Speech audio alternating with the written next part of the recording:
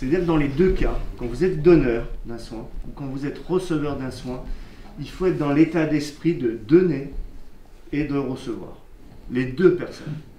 C'est-à-dire quand vous donnez votre soin, vous êtes dans ce moment présent à vouloir donner quelque chose à celui qui est là.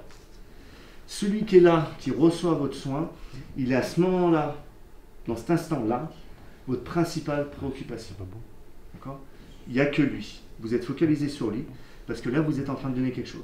C'est pas parce que lui va vous donner 50 € ou 100 € à la fin qu'on lui fait le soin. C'est parce que là, on est dans un acte de don.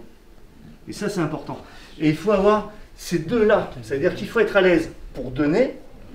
Et je vais donner l'exemple, il y a plein de gens, vous devez en connaître, peut-être même que vous êtes dans ce cas, qui ont une très grande facilité à donner des cadeaux, à faire un geste, mais qui ont beaucoup de mal à recevoir. En disant non, non, non, non, non. Parce qu'il y a plein de choses qui rentrent en ligne de compte. Il y a des croyances, il y a une éducation, il y a le fait aussi qu'on pense qu'obligatoirement que si on reçoit quelque chose, eh ben on va être redevable à la personne. Donc il faudra redonner, qu'on n'a pas tellement envie. Et t'as vu la tronche qu'il a, lui, j'ai pas envie de redonner.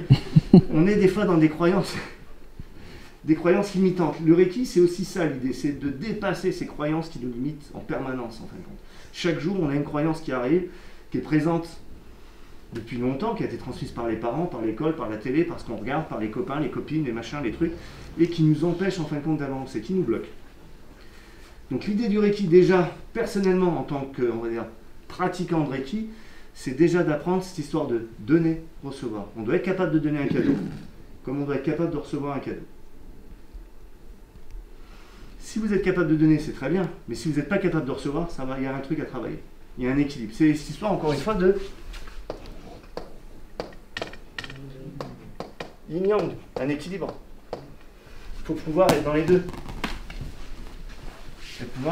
Donc c'est pareil, quand votre receveur vient vous voir pour recevoir un soin, il doit être pareil, il doit avoir ce lâcher-prise pour pouvoir recevoir correctement le don, correctement le soin que vous allez faire.